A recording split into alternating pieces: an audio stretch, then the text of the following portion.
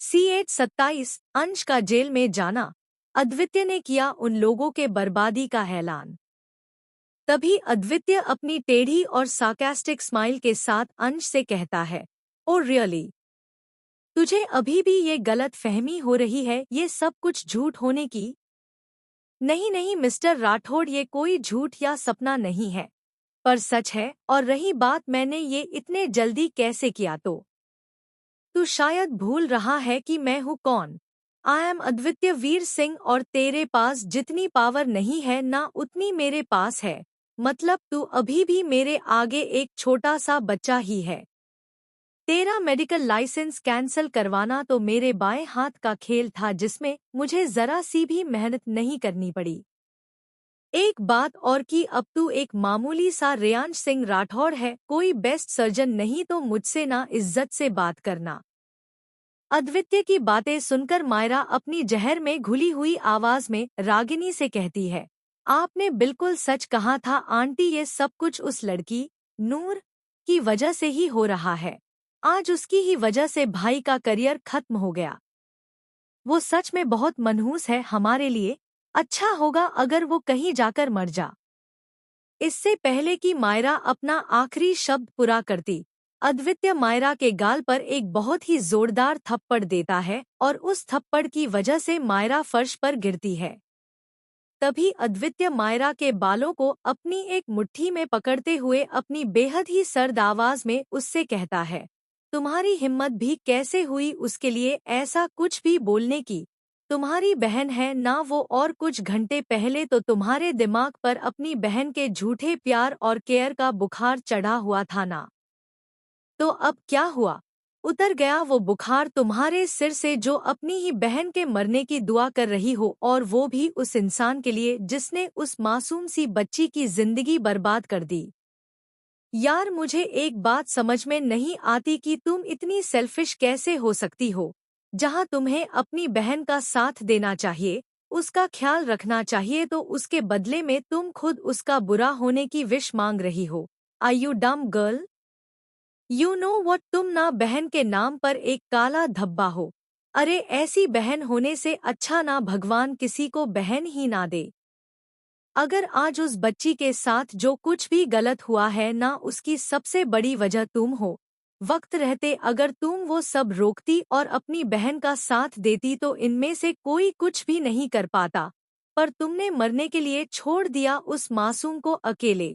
पर कोई बात नहीं, अभी वो बिल्कुल भी अकेले नहीं रहेगी, और तुम लोगों की मनहूस परछाई भी नहीं पड़ने दूंगा मैं उस बच्ची पर। अद्वितीय की बात सुनकर अंश बौखलाते हुए उससे कहता है, no you can't take her away. मैं उसे अपने आप से अलग नहीं जाने दूंगा।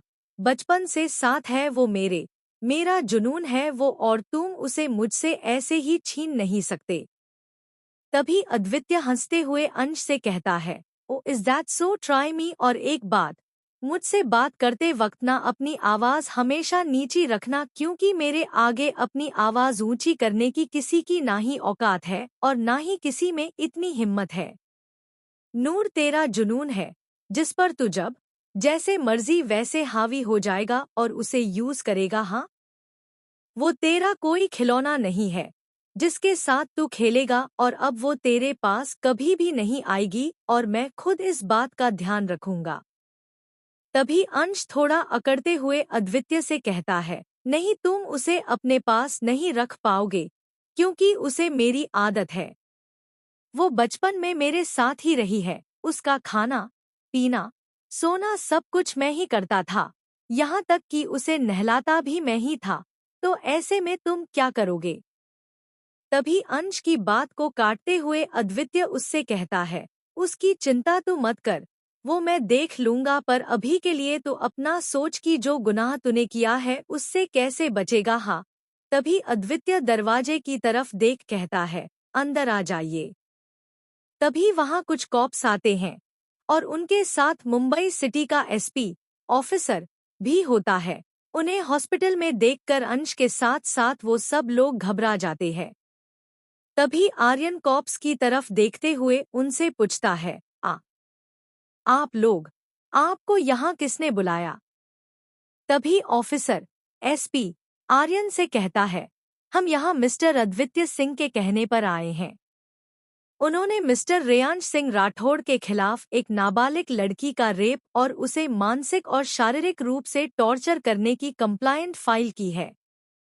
तभी अथर्व आग उगलते हुए ऑफिसर से पूछता है, कोई प्रूफ है क्या आपके पास? या फिर अथर्व अद्वित्य को घूरते हुए ऑफिसर से कहता है, किसी के सिर्फ कहने पर ही आप ऐसे यहाँ मुंह उठाकर आ गए?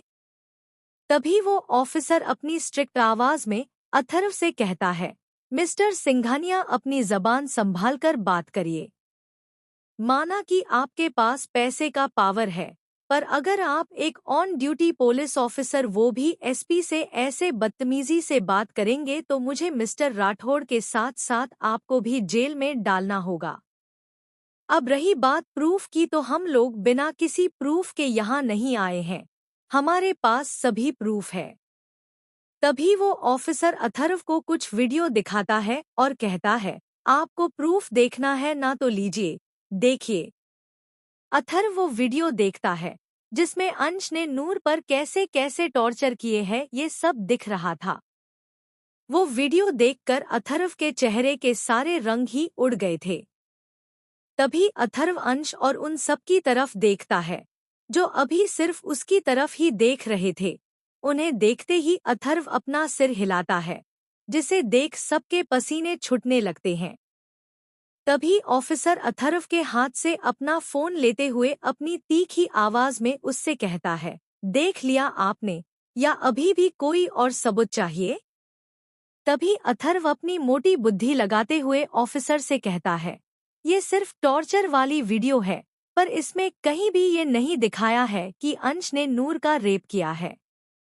तभी अद्वित्य अथर्व की बात को काटते हुए अपनी सर्द आवाज में उससे कहता है, अरे देख, तूने खुद इनकी प्रॉब्लम सॉल्व कर दी, क्योंकि मैंने अब तक इन्हें लड़की का नाम नहीं बताया था, पर तूने लड़की का नाम बता दिया। इसका मतलब तो यही हुआ ना कि इस घटिया इंसान ने सच में उस बच्ची का रेप किया है, और ये बात तुम सबको पता है, पर तुम लोग इसे जेल भेजने की जगह इसे बचा रहे हो। Shame on you peoples. अभी रही बात रियल प्रूफ की, तो प्रूफ भी कल तक मिल जाएगा, पर अद्वितीय ऑफिसर की तरफ देखते हुए उससे कहता है, अभी के लिए आप इस इंसान अंश को, उस मासूम सी बच्ची को इतना दर्द देने के लिए, उसे टॉर्चर करने के लिए सलाखों के पीछे तो डाल ही सकते हैं ना? तभी ऑफिसर अद्वितीय से कहता है, हाँ हमारे पास प्रूफ है, तो हम मिस्टर राठौड़ को एक अंडरएज लड़की को टॉर्चर करने के जुल्म में अरेस्ट कर सकते हैं। तभी ऑफिसर उनके साथ मौजूद कुछ कांस्टेबल से कहता है, गो एंड अरेस्ट हिम। तभी अंश उस ऑफिसर से कहता है, you can't arrest me officer, क्या आप जानते नहीं हैं मुझे? मैं रातों रात आपको आपकी ड्यूटी से हटा सकता हूँ। तभी अद्वितीय अपनी टेढ़ी स्माइल के साथ अंश से कहता है, अरे बड़ा ही जिद्दी है तू, मैंने तुझसे कहा तो सही कि अभी तू एक मामूली सा इंसान है, तो ऐसे में तेरा पावर अब तेरे काम नहीं आएगा। जैसे मैंने तुझसे तेरा करियर छिना है ना, वैसे ही एक एक करके सब कुछ छीन लूंगा और तुझे और तेरे साथ साथ इन सबको भी सड़क पर लाकर खड़ा करूंगा। ये मेरा अद्वितीय वीर सिंह का वादा है तुझसे, और तुझे तो पता ही होगा ना कि अद्वितीय अपने वादों को और अपनी दुश्मनी को पूरे दिल से निभाता है। अभी तो मैंने तुझसे वादा भी कर लिया, और रही हमारी दुश्मनी की बात, तो ये तभी हो गई थी जब तूने उस बच्ची के साथ इतनी घटिया हरकत की। अभी तू मेरा कहर देखेगा बेटा। तभी अद्वितीय उन कांस्टेबल से कहता है, अभी लेकर जाइए इसे मेरी नजरों के सामने से, वरना मैं खुद इसे यहीं मार दूंगा। अद्वितीय की बात सुनकर रागिनी बहुत डर जाती है और फिर अंश को अपने गले से लगाते हुए कहती है, नहीं, तुम लोग मेरे बेटे को कहीं नहीं ले जा सकते, मैं मेरे अंशु को कहीं नहीं जाने दूंगी। तभी अद्वितीय अपनी सर्द आवाज में रागिनी से कहती है, you can't stop them Mrs Rathore, and one more thing that I will be make sure कि आपके प्यारे से बेटे को ना तो बेल मिले और ना ही ये जेल से बाहर आए। तभी अद्वितीय अंश की तरफ देखता है और एक शैतानी स्माइल के साथ उससे कहता है, have a great journey mister Reyansh Singh Rathore. तभी वो दोनों कांस्टेबल अंश को वहां से लेकर जाते हैं, पर तभी अद्वितीय ऑफिसर को कुछ इशारा करता है और वो नील के साथ बाहर जाता है। अब उस रूम में सिर्फ वो लोग थे और अद्वितीय उन सबकी तरफ ही देख रहा था। तभी ईशान अपनी गुस्से भरी नजरों से अद्वितीय की तरफ देख उससे पूछता है, क्या मिला आपको मेरे भाई को जेल में भेजकर, और जिस लड़की के लिए आप ये सब कर रहे हो वो लगती क्या है आपकी? क्योंकि जितना मुझे पता है कि आप कोई भी काम बिना अपने फायदे के नहीं करते, तो उस लड़की को बचाने में आपका कौन सा फायदा है? तभी ईशान अपने घटिया से दिमाग को यूज करते हुए अद्वितीय से कहता है, वेट, अभी मैं समझा कि आप ये इतना सब उसके लिए क्यों कर रहे हो। आप उसके मेंटल इलनेस का फायदा उठाकर उसके साथ। इससे पहले कि ईशान आगे कुछ और बोलता, अद्वितीय अपने काबू से बाहर हो जाता है और फिर ईशान के मुंह पर अपना एक ही जोरदार पंच देता है। अद्वितीय के पंच की वजह से ईशान का चेहरा दूसरी तरफ झुकता है, यहाँ तक कि उसकी नाक और मुंह से अभी खून भी निकलने लगता है। ईशान को ऐसे देख वो सब घबरा जाते हैं और अद्वितीय ईशान का कॉलर पकड़ते हुए अपनी गुस्से भरी आवाज में उससे कहता है, मैंने बोला था ना कि मैं तेरे भाई की तरह इतना गिरा हुआ इंसान नहीं हूँ, और रही बात उस बच्ची की तो अभी बहुत छोटी है वो और मासूम भी, पर उसकी मासूमियत का फायदा उठाकर तेरे भाई ने उससे उसकी इज्जत ही छीन ली। मैं उसके लिए इतना सब कुछ कर रहा हूँ क्योंकि she is very very special to me, और ये बात तुम जैसे मतलबी लोगों को नहीं समझेगी, जो सिर्फ अपने बदले के लिए उस बच्ची के साथ किसी जानवर से भी बुरा बिहेव करते थे। अभी तो सिर्फ तेरा भाई जेल गया है, पर आगे देख और क्या क्या होगा तुम लोगों के साथ। मैं तुम लोगों की लाइफ नर्क से भी बदतर बना दूंगा, समझे? Start your counting because you guys have no time left in your hands. इतना कहते ही अद्वितीय ईशान को नीचे फर्श पर धकेलता है और फिर वहां से बाहर आता है। बाहर वो ऑफिसर नील के साथ अद्वितीय का ही इंतजार कर रहा था। तभी अद्वितीय उन दोनों के पास आता है और उस ऑफिसर को हग करते हुए उससे कहता है, थैंक यू सो मच यश भाई मेरे एक फ़ोन कॉल पर यहाँ आने के लिए, बट आप इस बारे में यूवी भाई से कुछ मत बोलना, वरना वो बेकार में परेशान हो जाएंगे। वक्त मिलते ही मैं सब कुछ उन दोनों को बता दूंगा, प्रॉमिस। असल में यश एक एसपी होने के साथ साथ यूवी का बेस्ट फ्रेंड भी है। तभी यश अद्वितीय के एक कंधे पर अपना हाथ रखते हुए उससे कहता है, डोंट वरी चैम्प, मैं तेरे उस खड़ूस भाई को कुछ भी नहीं बताऊंगा, बट आर यू श्योर ना कि तुझे इस केस को आगे बढ़ाना है, क्योंकि इसमें एक नाबालिग लड़की के रेप की बात भी है। ऐसे में अगर तुझे केस आगे बढ़ाना है तो उसके लिए तुझे उतना ही रेडी रहना होगा।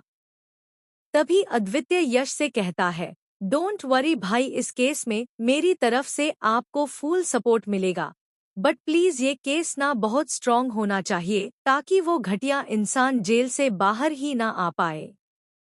तभी यश अद्वितीय से कहता है, तू उसकी चिंता मत कर, मैं खुद देखूंगा, पर उस बच्ची का क्या जो इस केस की रियल विक्टिम है? तभी अद्वितीय थोड़ी चिंता भरी आवाज में यश से कहता है, भाई इस वक्त बच्ची की मेंटल हेल्थ बिल्कुल भी ठीक नहीं है। She lost her memory and now behaving like a 5 years old baby girl.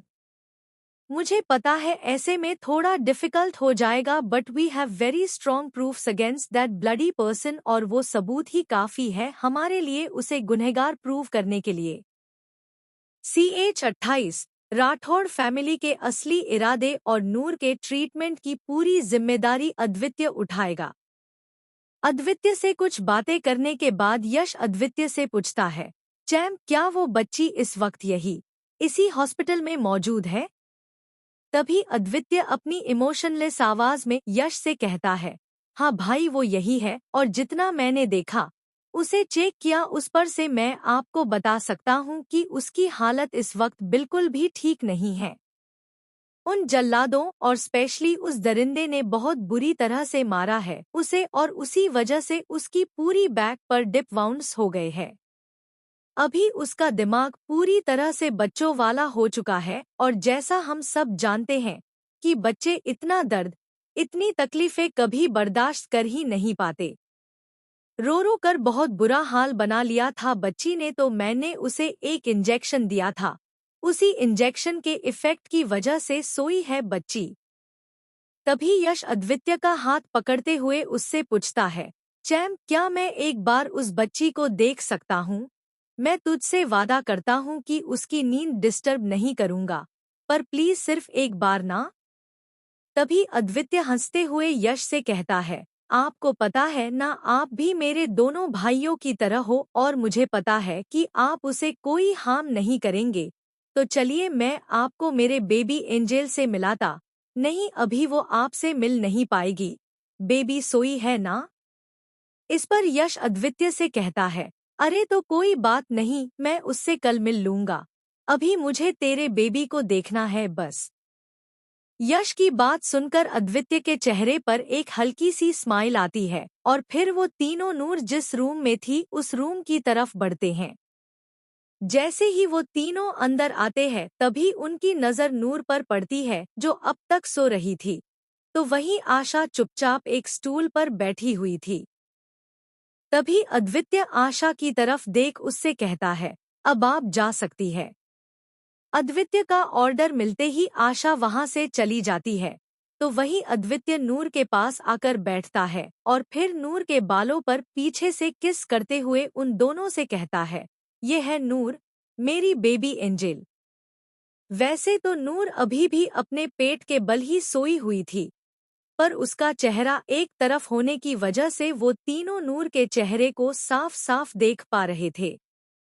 नूर का मासूम सा चेहरा देखकर यश और नील दोनों ही शॉक्ड हो जाते हैं। तभी यश नूर की तरफ देख अपनी चिंता भरी आवाज में अद्वित्य से कहता है, oh my god champ, she looks very small then her actual age. ये बच्ची तो बहुत मुश्किल से 12 से 13 साल की लगती है और कितनी कमजोर भी लग रही है यार। बट मानना पड़ेगा ये बहुत ज्यादा क्यूट है, बिल्कुल एक प्रिंसेस की तरह, और देख तो अभी भी इसके चेहरे पर इनोसेंस झलक रही है। ऐसे में कोई इतना बुरा कैसे कर सकता है, और वो भी इस छोटी सी जान के साथ।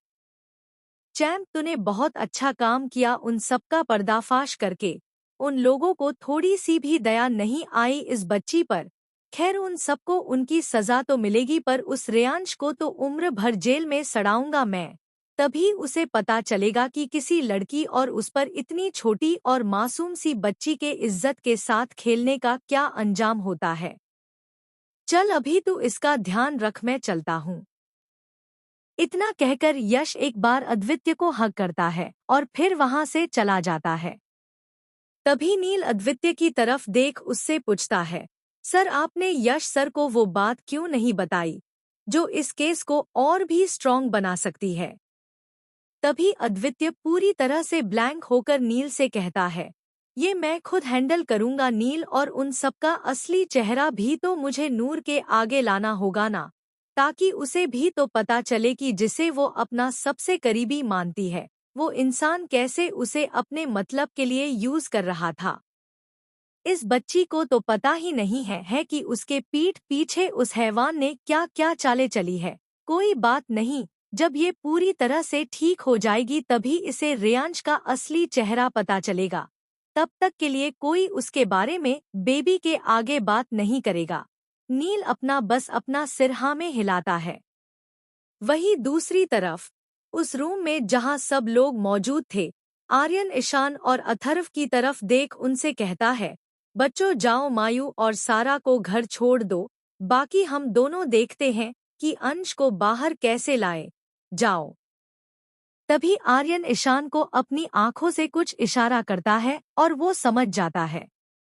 तभी ईशान उन तीनों, अथर्व, सारा और मायरा, से कहता है, हाँ चलो। ईशान की बात सुनकर वो लोग वहां से चले जाते हैं। तभी आर्यन आरव से कहता है, बेटा तुम भी जाओ, तुम्हें भी तो काम है ना। आरव भी वहां से चला जाता है और उसके रूम से बाहर जाते ही आर्यन झट से रूम का दरवाजा बंद करता है और रागिनी के पास आता है। तभी रागिनी रोते हुए आर्यन से कहती है, ये सब क्या हो रहा है आर्यन, और वो लोग कैसे हमारे बेटे को ले जा सकते हैं? उस अद्वितीय ने कहा कि वो हमसे हमारा सब कुछ छीन लेगा, और अगर ऐसा हुआ तो हम क्या करेंगे? हमारी पूरी मेहनत पानी में मिल जाएगी और सब कुछ उस नूर और मायरा के आगे आ जाएगा। एक बार के लिए नूर तो कुछ नहीं कर पाएगी, क्योंकि उसकी दिमागी हालत अभी ठीक नहीं है, पर उस मायरा का क्या? अगर उसे पता चला कि हम सबने इतने सालों से उसे एक दिखावे की दुनिया में रखा है और ये सब कुछ सिर्फ एक झूठ है, तो क्या होगा? उस पागल को तो आज भी यही लगता है कि मेरा इशू उससे प्यार करता है, पर सच तो ये है कि इशू उससे नहीं, उसके पैसों से प्यार करता है। पागल लड़की को तो ये भी नहीं पता कि आप जो बिजनेस चला रहे हो वो हमारा नहीं, उसके बाप का है, क्योंकि हमने उसे अपने नाम पर किया हुआ है। नूपुर के मरने के कुछ ही दिनों बाद हमने कितनी चालाकी से अमेय को भी उसके प्यारी बीबी के पास पहुंचा दिया और उसको सुसाइड का नाम दे दिया। अब तक किसी को भी ये बात पता नहीं चली कि अमेय की मौत के पीछे हमारा सिर्फ हाथ ही नहीं बल्कि पूरे के पूरे हम ही थे। तभी आर्यन रागिनी की बात को आगे बढ़ाते हुए कहता है, हाँ, मेरा बिजनेस तो कब का डूब गया था, पर मेरे पास था ना मेरे जिगरी दोस्त का बिजनेस, तो उसे हथियाने के लिए उसे मरना तो था ही। मायरा को अब तक ये भी नहीं पता कि उसके नाम पर जितनी भी प्रॉपर्टी थी वो इशू ने अपने नाम करा ली, और रही बात उस नूर के नाम पर रखी प्रॉपर्टी की, तो वो हंस ने बहुत ही चालाकी से कब का अपने नाम करा ली थी, और उसका आधे से भी ज्यादा पैसा इस हॉस्पिटल में लगा हुआ है। वो तो उसे एक पेपर पर अभी भी नूर की साइन चाहिए, और शायद इसीलिए वो फिर से अच्छा बनने का दिखावा कर रहा है। उन लड़कियों के पागल चाचा चाची को आज भी लगता है कि उनके पास जो पेपर्स है वो असली है, जबकि प्रॉपर्टी के असली पेपर्स तो अंश के नाम पर है, जो उसने बहुत स्मार्टली चेंज कर दिए थे। तभी रागिनी कहती है, सब कुछ दिखावा था। मेरे दोनों बेटों ने मिलकर उस मायरा के दिल में उसकी ही बहन के लिए इतना जहर भर दिया कि आज उसे उसकी बहन से कहीं ज्यादा प्यारे उसके अंश भाई और इशू लगते हैं। अंश ने हमेशा मायरा के आगे दिखावा किया, ताकि मायरा को ये लगे कि वो नूर से बहुत प्यार करता है, पर मानना पड़ेगा अंशु ने नूर के साथ अपनी नफरत खूब निभाई, जिसमें उसने कोई दिखावा नहीं किया। क्योंकि मेरा अंशु अगर नूर से सच में प्यार करता ना, तो वो कभी उस लड़की को घर से बाहर नहीं फेंकता जब उस लड़की को सच में किसी की जरूरत थी। मुझे पता है उन तीनों, मायरा, अथर्व और सारा, की नजरों में अच्छा बनने के लिए वो कुछ भी करेगा, और उसने किया भी। वहां दरगाह पर गया और अपने झूठे प्यार का दिखावा करके आ गया। पर मुझे एक बात समझ में नहीं आई कि भगवान ने अंश की झूठी प्रार्थना कैसे सुन ली, या फिर किसी और ने उस पागल के लिए सच्चे दिल से प्रार्थना की और उसी की वजह से उस पागल की जान बच गई। इस पर आर्यन रागिनी से कहता है, जाने दो, इससे हमें क्या, पर हमें अभी अपने बेटे को कैसे भी करके बाहर निकालने के बारे में सोचना होगा, क्योंकि अंश अगर बाहर नहीं आया तो हमारे लिए बहुत मुश्किल हो जाएगा। सबसे पहले हमें उस अद्वितीय को हमारी लाइफ से बाहर निकालना होगा, क्योंकि अगर उसे हमारा सच पता चला ना, तो वो हमें चैन से जीने नहीं देगा। मैं अपने लॉयर को फोन करता हूँ, हमें कुछ भी करके अंश को बाहर निकालना होगा। हम ऐसे ही हमारे हाथों से सब जाने नहीं दे सकते, ऐसे तो हम सबकी, उन चारों की, इतने सालों की मेहनत पानी में मिल जाएगी, और मैं ये किसी भी हाल में नहीं होने दूंगा। इधर नूर के रूम में अद्वितीय नूर के पास आता है और नील से कहता है, नील, मैंने तुझे एक ड्रेस लाने के लिए बोला था, तो तू लेकर आया ना वो? तभी नील अद्वितीय को एक पेपर बैग पकड़ाते हुए उससे कहता है, हाँ ये रही सर, बट आप इसका करेंगे क्या? तभी अद्वितीय नील की तरफ देख अपनी सार्केस्टिक स्माइल के साथ उससे कहता है, तुझे पता नहीं मैंने ये अपने लिए मंगवाई है, क्योंकि मैं इस ड्रेस को पहनने वाला हूँ। अद्वितीय की बात सुनकर नील की आंखें बड़ी बड़ी होती है और वो अद्वितीय की तरफ देख उससे कहता है, पर ये तो एक लेडीज ड्रेस है सर, तो आप इसे कैसे? तभी अद्वितीय अपना सिर पकड़ते हुए फ्रस्ट्रेटेड आवाज में कहता है, हे भगवान, आपको क्या मेरे ऊपर थोड़ी सी भी दया नहीं आई, जो इस नील कार्टून को मेरा पा बना दिया। तभी अद्वितीय नील को अपनी तेज नजरों से घूरते हुए अपनी सर्द आवाज में उससे कहता है, नील, अपना दिमाग क्या तू घर पर छोड़ कर आता है, जो ऐसी पागलों जैसी बातें करता है? तुझे सच में लगता है कि मैं ये लड़कियों के कपड़े पहनूंगा? क्यों? मेरे पास कपड़ों का अकाल पड़ गया है। या फिर आज के बाद कोई लड़कों वाले कपड़े मार्केट में आएंगे ही नहीं? इडियट बॉय, मैंने ये ड्रेस मेरी बेबी एंजल के लिए मंगवाई है, क्योंकि मैं उसे यहाँ से लेकर जा रहा हूँ।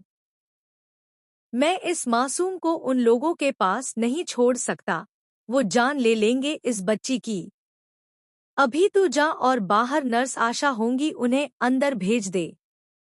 नील अपना सिर हिलाता है और बाहर जाता है। अगले कुछ ही सेकंड्स में नर्स आशा अंदर आती है और अद्वितीय से पूछती है, यस सर, आपने मुझे बुलाया? तभी अद्वितीय अपनी प्लेन आवाज में आशा से कहता है, हाँ। क्या आप बेबी के कपड़े चेंज कर देगी? अद्वितीय का सवाल सुनते ही आशा अद्वितीय से कहती है, मुझे माफ करिए सर, मुझे पूछना तो नहीं चाहिए, पर आप इस बच्ची को कहाँ लेकर जा रहे हैं, और वो भी इस हालत में? तभी अद्वितीय नूर की तरफ देख आशा से कहता है, मैं इसे अपने साथ लेकर जा रहा हूँ, और रही बात इसके ट्रीटमेंट की तो उसकी पूरी जिम्मेदारी मेरी है, तो मैं खुद देखूंगा। अगर मैंने फिर से इस बच्ची को उन लोगों के बीच में छोड़ा तो पता नहीं वो इस मासूम के साथ और क्या करेंगे। मैं ये इतना बड़ा खतरा नहीं उठा सकता, तो आज के बाद वो मेरे साथ ही रहेगी। आप जल्दी पर संभाल कर बच्ची के कपड़े चेंज कर दीजिए, मैं तब तक बाहर वेट करता हूँ। आशा अपना सिर हाँ में हिलाती है और अद्वितीय नूर के बालों पर किस करता है और फिर रूम से बाहर चला जाता है।